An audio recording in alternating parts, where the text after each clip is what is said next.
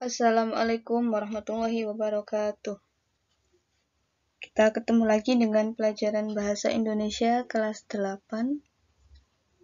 Sebelum kita mulai, kita baca bismillah dulu bersama. Bismillahirrahmanirrahim. Kita akan membahas kelanjutan dari materi minggu kemarin, masih pada bab teks persuasi, yaitu yang C tentang menelaah struktur dan kebahasaan teks persuasi. Nanti kita juga akan membahas tentang cara menyusun teks persuasi. Baiklah, yang pertama kita pelajari adalah struktur teks persuasi. Jadi kita harus tahu dalam teks persuasi itu ada bagian-bagiannya, ada susunannya. Yang pertama ada pengenalan isu. Di dalam pengenalan isu, bagian ini berupa pengantar atau awalan pada teks yang mengenalkan isu atau permasalahan yang akan dibahas. Jadi kita kenalkan masalah yang akan kita bahas pada paragraf pertama, yaitu pengenalan isu. Selanjutnya, bagian yang kedua, yaitu rangkaian argumen. Dalam paragraf ini, kita akan memberikan pendapat-pendapat kita yang disertai dengan data atau fakta untuk mendukung argumen tersebut. Kemudian yang ketiga, setelah kita membuat argumen, kemudian menemukan data dan fakta-fakta untuk mendukung, maka selanjutnya kita akan membuat kalimat-kalimat ajakan atau kalimat-kalimat dorongan kepada para pembaca untuk melakukan sesuatu. Pernyataan ajakan dapat tersirat atau tersurat. Kalau tersirat berarti ajakan tersebut tidak dijelaskan langsung di dalam teks, melainkan pembaca harus mencari sendiri ajakan tersebut. Kalau tersurat berarti di dalam teks sudah ada ajakannya, bisa berupa kalimat-kalimat ajakan. Bagian yang terakhir yaitu penegasan kembali. Penegasan kembali ini bertujuan untuk memperkuat pernyataan dan argumen-argumen sebelumnya. Jadi bisa juga berupa kesimpulan dari awal sampai akhir apa yang telah kita bahas di atas. Jadi ada 4 bagian. Yang pertama pengenalan isu, rangkaian argumen, pernyataan ajakan, dan penegasan kembali. Selanjutnya yang kedua yaitu unsur kebahasaan teks persuasi. Ciri-ciri bahasa yang digunakan dalam teks persuasi. Yang pertama menggunakan kata-kata bujukan. Contohnya, penting, harus, sudah, semestinya, sepantasnya, dan lain sebagainya. Yang kedua menggunakan kata-kata kerja yang bersifat imperatif. Imperatif itu adalah kata yang bersifat memerintah. Contohnya, jadikanlah, waspadalah, hendaknya, dan lain-lain. Kemudian yang ketiga, menggunakan kalimat fakta dan pendapat. Fungsinya untuk meyakinkan pembaca sebelum mereka memperoleh bujukan.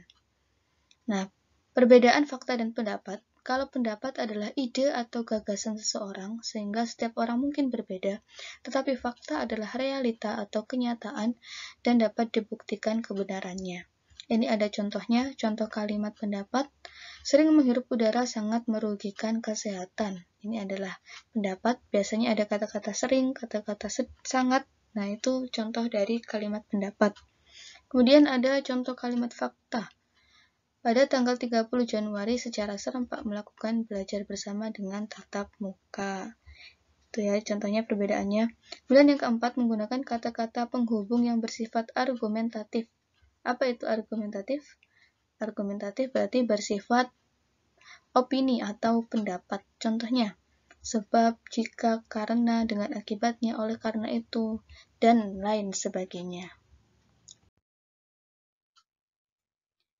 Berikut ini contoh teks persuasi tentang virus corona. Kita lihat dulu bagian yang pertama, struktur yang pertama yaitu pengenalan isu.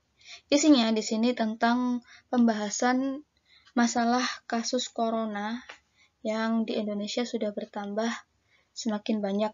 Ini data pada tanggal 3 Agustus 2020 ya.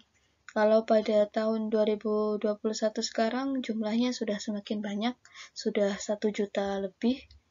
Nah, kita berdoa semoga virus corona ini segera mereda, segera hilang, dan kita bisa menjalankan aktivitas seperti biasanya. Jadi isu atau masalah yang diambil di sini adalah tentang kasus COVID-19. Struktur bagian yang kedua yaitu rangkaian argumen. Setelah di awal tadi kita mengenalkan isu yang akan kita bahas, yaitu COVID-19, maka pada paragraf ini kita harus memberikan data-data, pendapat, dan juga fakta untuk mendukung argumen-argumen yang akan kita sampaikan. Di sini penulis mengambil data dari gugus Satgas Penanganan COVID tentang tingkat kematian karena virus corona. Kemudian rangkaian argumen ini juga menjelaskan tentang gejala-gejala dari virus corona. Kemudian selanjutnya, struktur bagian yang ketiga adalah pernyataan ajakan. Pada bagian ini, atau pada paragraf ini, maka kita mulai membuat kalimat-kalimat ajakan, ditandai dengan kata-kata oleh karena itu, kemudian marilah, ayo, saling. Kemudian di sini yang dibahas ajakannya berupa ajakan untuk saling menjaga serta mengikuti anjuran dari pemerintah dalam mencegah penyebaran virus. Beberapa cara yang digunakan yaitu sering mencuci tangan, memakai masker, menghindari bersentuhan, tetap diam di rumah, apabila tidak ada kepentingan, tutup mulut atau hidung ketika bersin atau batuk. Selanjutnya bagian yang keempat atau bagian terakhir yaitu penegasan kembali. Penegasan kembali berisi tentang kesimpulan dari tulisan kita dari awal sampai akhir. Di sini penegasannya adalah selain cara pencegahan di atas, marilah kita rajin berolahraga supaya meningkatkan imunitas tubuh, menerapkan pola hidup sehat dan bersih. Materi selanjutnya atau materi terakhir pada bab ini yaitu tentang menyusun teks persuasi.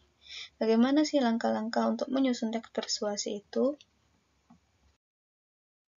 Berikut ini adalah langkah-langkahnya. Yang pertama, menentukan topik dan tujuan dalam paragraf persuasi. Jadi topik kita apa, misalnya tentang virus corona, dan tujuannya untuk apa? Tujuannya misalnya untuk mengajak para pembaca agar melakukan protokol kesehatan. Kemudian yang kedua, membuat kerangka karangan paragraf persuasif. Jadi kita tentukan kerangka karangannya, baru kemudian kita kumpulkan bahan-bahan atau data-data yang diperlukan untuk paragraf ini. Kemudian menarik kesimpulan dari paragraf tersebut, membuat penutup paragraf persuasi. Jadi ada 5 langkah yang harus kita lakukan dalam menyusun teks persuasi. Oke, yang terakhir adalah tugas. Tugas ini kalian akan disuruh membuat teks persuasi dengan topik pembelajaran jarak jauh atau PJJ di MTSPM. Jadi kalian bahas tentang permasalahan PJJ di MTS ini, kalian kasih argumen-argumen kalian, kemudian ajakan-ajakan kalian kepada para pembaca tentang pembelajaran jarak jauh di MTS PM. Setelah kalian buat teksnya, yang kedua kalian analisis strukturnya, seperti contoh di atas ya, mana bagian argumen, bagian ajakan, pengenalan isu yang mana. Kemudian kalian cari unsur kebahasaannya. Misalnya kalimat ajakannya apa, kemudian kata penghubung argumentatifnya yang mana. Nah itu ya, silakan kalian kerjakan. NB, dilarang keras mencontek pekerjaan temannya, biasakan berlaku jujur. Coba kalian kerjakan sesuai kemampuan kalian masing-masing, tidak harus betul semua. Kalau bahasa Indonesia itu yang penting kalian paham, kalian mengerjakan sesuai kemampuan kalian. Karena kita masih sama-sama belajar. Baik, sekian pelajaran hari ini. Semoga bermanfaat. Wassalamualaikum warahmatullahi wabarakatuh.